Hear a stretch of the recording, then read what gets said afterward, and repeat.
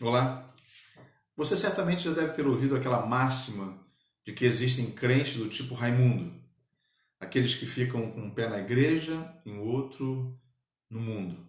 Pois é, no texto da devocional de hoje, o apóstolo Paulo ele enfatiza a necessidade dos filipenses viverem de modo digno do evangelho que os alcançou.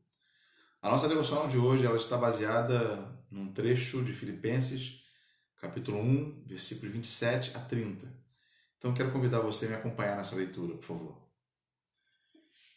Não importa o que aconteça, exerçam a sua cidadania de maneira digna do Evangelho de Cristo, para que assim, quer eu vá e os veja, quer apenas ouça a seu respeito, em minha ausência, fique eu sabendo que vocês permanecem firmes num só espírito, lutando unânimes pela fé evangélica, sem de forma alguma deixar-se intimidar por aqueles que se opõem a vocês. Para eles, isso é sinal de destruição, mas para vocês de salvação. E isso da parte de Deus, pois a vocês foi dado o privilégio de não apenas crer em Cristo, mas também de sofrer por Ele. Já que estão passando pelo mesmo combate que me viram enfrentar e agora ouvem que ainda enfrento.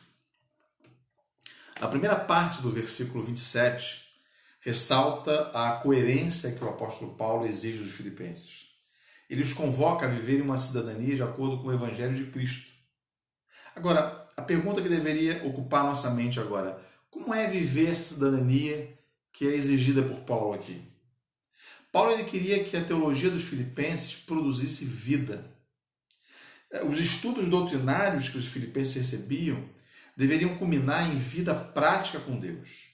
A ética cristã deveria, na verdade, nortear a vida dos crentes em Filipos.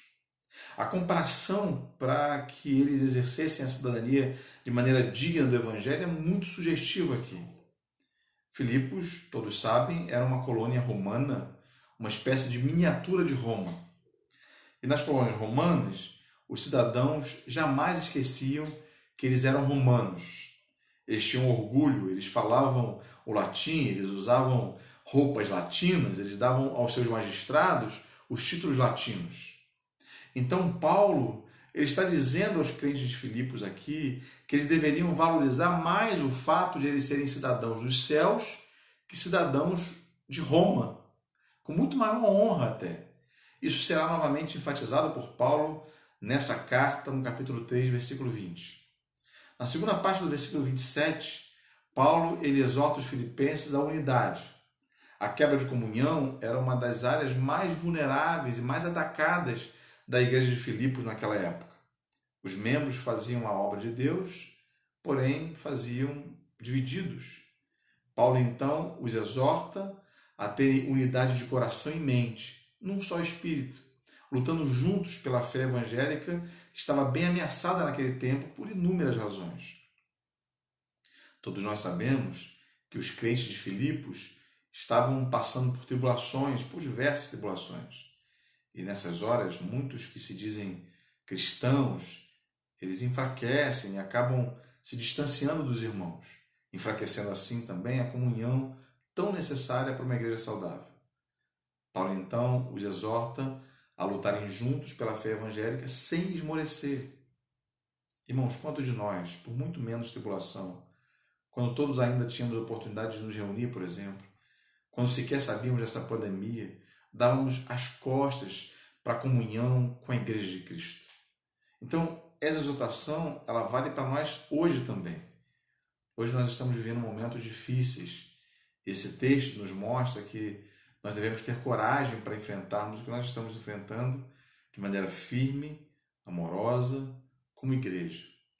Salvo as proporções, enquanto a igreja de Filipos enfrentava ameaças, tanto internas quanto externas, ou seja, quebra de comunhão, perseguição, nós também enfrentamos hoje algumas ameaças internas e externas.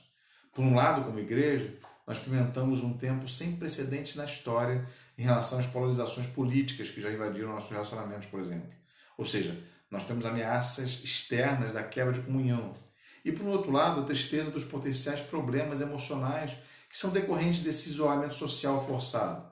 Ou seja, há uma ameaça interna que nós vivemos também. A exortação do apóstolo Paulo é no sentido de que eles se identifiquem com Cristo, inclusive, e não só inclusive, mas principalmente nos sofrimentos. E a ordem é no sentido de que nós devemos trabalhar unidos, sem essas polarizações, lutando juntos por aquilo que nos é comum, não pela política, mas pela fé evangélica.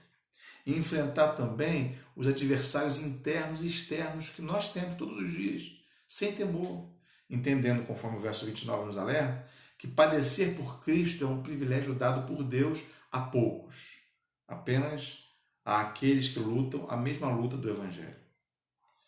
Então, irmãos, a minha oração hoje é no sentido de que eu e você consigamos viver de acordo com aquilo que o Evangelho exige de nós.